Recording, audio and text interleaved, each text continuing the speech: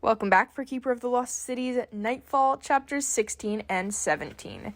Thank you so much for being here. Make sure to subscribe so you never miss a chapter. This is chapter 16.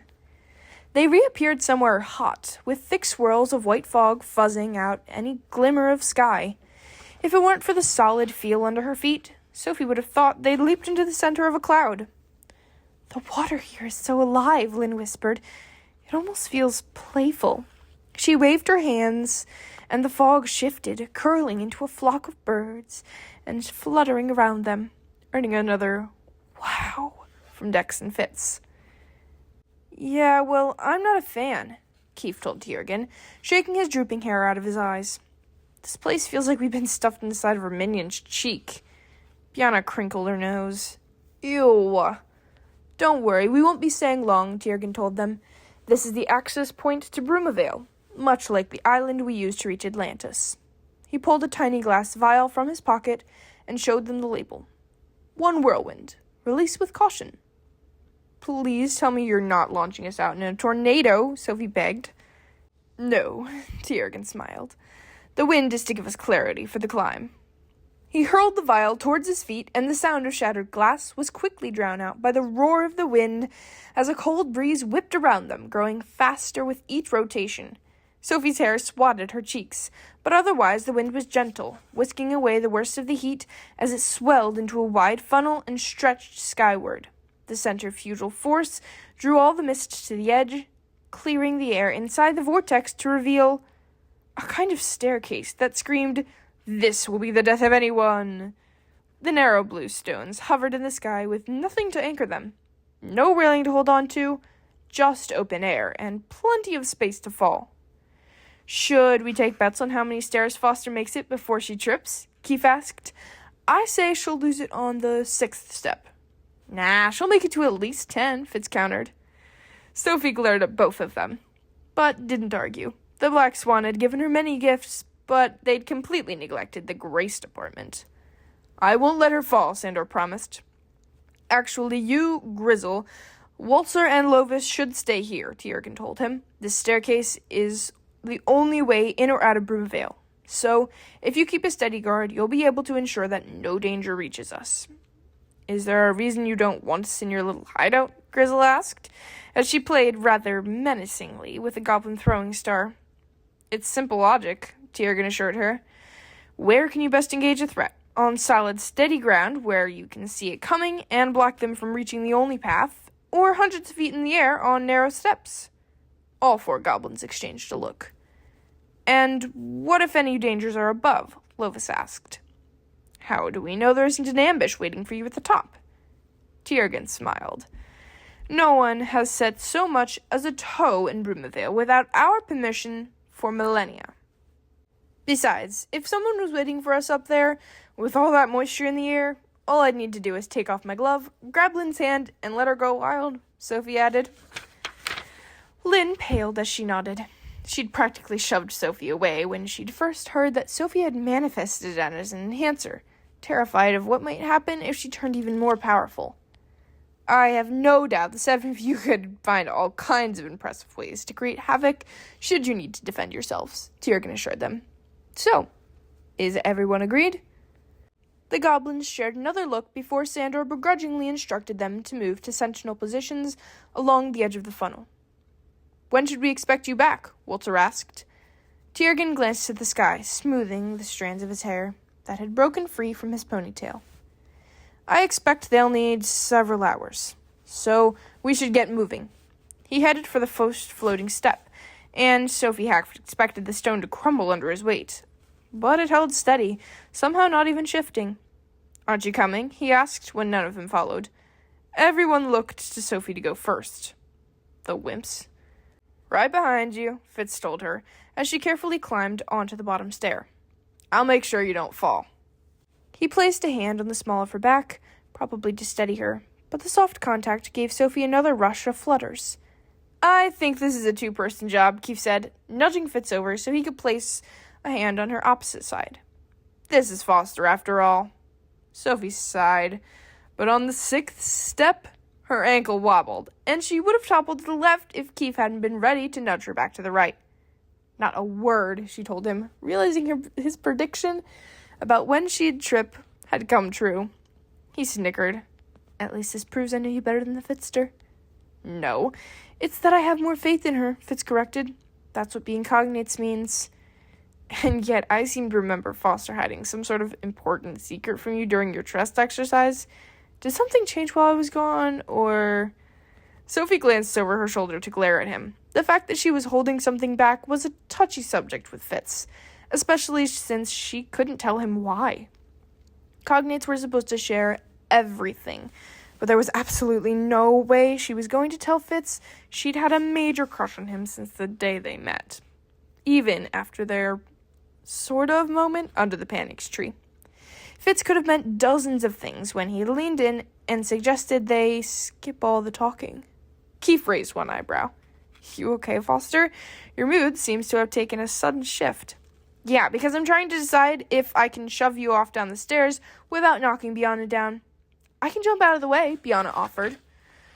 And I can give him an extra shove on the way by, Tam added. I'd come up there and do it myself, but I'm trying to be a good brother and wait for my sloth-like sister. I'd like to see you try climbing in heels, Lynn told him. Here, Dex said, placing his hand on her shoulders to help her keep her balance. Are you getting handsy with my sister, Disney? Tam asked, cracking up, when Dex jerked his arms away. Only kidding, dude. Anyone want to trade brothers? Lynn asked. You can have both of mine, Dex offered, but you have to take my sister too, and keep in mind that last week they snuck into my closet and cut out the backside of all my pants. Keith snickered. I think the triplets just became my new heroes. So, here's a question, Tam said, as the climb stretched on. Wouldn't it be easier to levitate to the top? I doubt even the Exilium coaches could navigate air this thin, Tiergan warned. Dex huffed a weary breath. Maybe we should try it anyways. I'd be game for that, Biana agreed. My goodness, clearly we need to have the lot of you get more exercise if you'd rather risk your safety than climb a few stairs, Tiergan scolded, though he was huffing just as hard as any of them. The stairs were steep, and the air was definitely getting thinner. Sophie had to force herself to breathe slower to keep her head from getting woozy. I'm sure I speak for everyone, Keith grunted, when I say, are we there yet? Almost, Tiergan promised. Everyone dig deep, and don't look down. Steaming Sasquatch poop, that's a long way to fall, Keith announced. Fitz moved closer to Sophie, his new cologne tingling her nose as he whispered, I almost forgot. I bought you a present. Her heart skipped a few beats when he slipped an orange velvet satchel into her palm. He'd been bringing her lots of tiny gifts lately, and she'd been trying hard not to read much into it. Ugh, anyone else ready to vomit from Fitzfee? Keith asked. I am, Dex said, as Lynn asked. Did Fitzfee become an actual thing? I don't know what Fitzfee is supposed to mean, Tiergan noted. Want me to explain it? Tam offered. No, Sophie said, opening the satchel and pulling out a fist-sized crystal prism. It was heavy like a paperweight, and when she held it up to the light, rainbow sparkles flashed across her fingers, highlighting words carved across the base, along with the Foxfire seal. Alvar Soren Vacker. It's called a Radiant, Fitz explained. It's the highest honor any prodigy can receive when they complete the basic levels at Foxfire. Alvar was so disgustingly smug about earning one that he told my mom she should keep it on the mantle in our main room, so it could inspire Biana and me to work hard. Ugh, forget about that, Biana grumbled. I can't believe Mom did it. I know. So, I think it's time to destroy it, and considering where we are, maybe it'd be fun to let it take a really nasty fall. Gotta give you some credit, Tam told Fitz. That's pretty much a perfect gift. It was, though Sophie felt bad for taking it. Shouldn't you or Biana do the honors? Nope. Alvar was there when they took your parents, Biana argued, and when you were kidnapped. Just throw it extra hard for us, Fitz added. Sophie glanced to Dex. Alvar helped kidnap you too. So boost your throw with the sucker punch I made you, he suggested. They seemed pretty sure, so Sophie gathered whatever mental energy she could muster and channeled it into her arm muscles. A burst of force from the sucker punch gave her the extra oomph as she hurled the radiant down the center of the curved stairs, where none of the bodyguards would be standing. A satisfying crack filled the air with when the crystal shattered against the ground. "What was that?" Sandor demanded. "Sorry," Sophie called down as the bodyguards shouted battle preparations.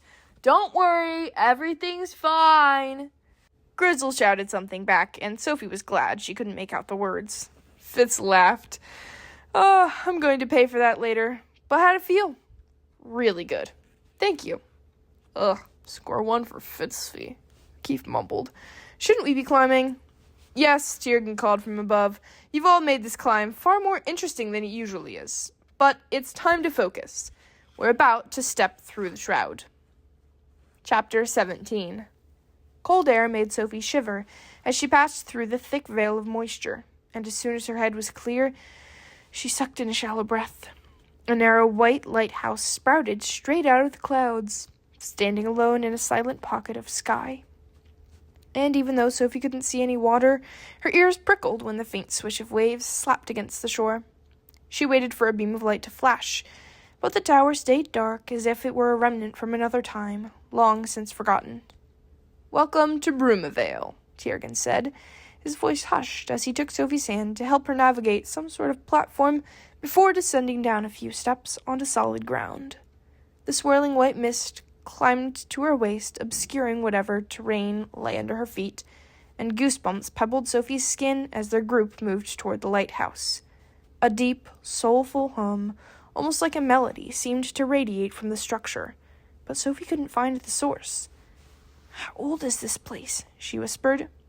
"Ancient," Tiergan told her. "The Black Swan didn't build this tower. We simply reclaimed it." "Did the lighthouse ever work?" Dex asked. "Long ago. This area has a rather complicated history, but I shouldn't be the one to tell you that story." "Who should?" Biana asked. "The person who is affected." Tiergan led them around the side of the lighthouse, where a narrow silver door had been nestled into the stones. "What do you guys use this place for?" Fitz asked, as Tiergan uncovered a hidden DNA panel. "It's always been a place for reflection," Tiergan told him. "Project Moonlark was actually conceived here, though most of the genetic work was done at our High Seas facility. That's the hideout where we healed your abilities, in case you were wondering," he added for Sophie. "Which has since been abandoned thanks to the Neverseen's assault." "Why was only most of the work done there?" Dex added. "To ensure that the two elves who donated their DNA for the project never met. Anonymity was essential to protect their identities." "But you know who they are," Sophie had to ask. "Actually, Mr. Forkel kept your genetic father's and mother's identities entirely to himself, though that information hasn't been lost." "Because of the gadget that you gave me before he died?" Sophie guessed. "Does that mean you haven't gone through it?" "It wasn't intended for me. You'll see why soon enough." He licked the DNA panel, triggering a creaky click as the door unlocked. "I'm afraid your group must split for a moment." Mr. Forkel's instructions were explicit that Sophie be brought in alone. "Do you really want to go in there all by yourself?" Keith asked. "No," Sophie admitted, "but it's what Mr. Forkel wanted, and she owed him that much." "Call me telepathically if you need to," Fitz transmitted. "I'll keep my mind clear." She gave him as much of a smile as she could. "Thanks." Tiergan offered her his arm. "Ready?" He wasn't a touchy-feely kind of guy, so the gesture felt especially unnerving as he pulled her closer to his side. "I'll see you soon," she told her friends, before pushing on the door, making the hinges creak as the door slowly swung inward to reveal... "Oh, good. More stairs," she grumbled. Keith snorted. "Stay snarky, Foster. It'll help." She stole one last glance at her friends and let Tiergan lead her into the lighthouse. The door clicked closed behind them, and the silence of the tower was nearly overwhelming. She hadn't realized how loud the wind was, or that strange, soulful humming, until the heavy stones sealed away the noise. "On a scale of 1 to 10, she whispered, as they started up the corkscrew staircase, "how bad is this going to be?" "Quite honestly, Sophie, I have no idea how you're going to react. But I'm here for whatever you need, whether it's a shoulder to cry on or someone to scream at." If she hadn't been verging on panic before, the words definitely pushed her closer to the edge. But she focused on counting her steps, making it to 387 before they reached another weathered door, this time carved from a rich cherry-colored wood. The round chamber beyond was small and decorated with shabby armchairs and faded rugs, but that gave the room a lived-in feel that had Sophie's shoulders relaxing. It was a room where she could imagine people sipping mugs of tea as they gazed out the huge curved windows at the calm, endless blue. But her worries rushed back when the ceiling creaked with a series of thuds. Footsteps. She noticed the narrow staircase tucked in the shadows. The same moment she realized the footsteps were heading toward it, and she tried to prepare herself for whoever could be coming down the stairs. If Keith was right, if Timken Hex was about to stride into the room and declare himself her leader, she was going to have to find a way to deal with it. But that wasn't who appeared. She screamed and stumbled back, shaking her head so hard it felt like her brain was slamming against her skull, because the bloated, wrinkly figure standing in front of her couldn't possibly be there. He couldn't! And yet, Mr. Forkle offered a nervous smile as he took the last steps into the room, filling the air with the dirty feet stench of ruckleberries.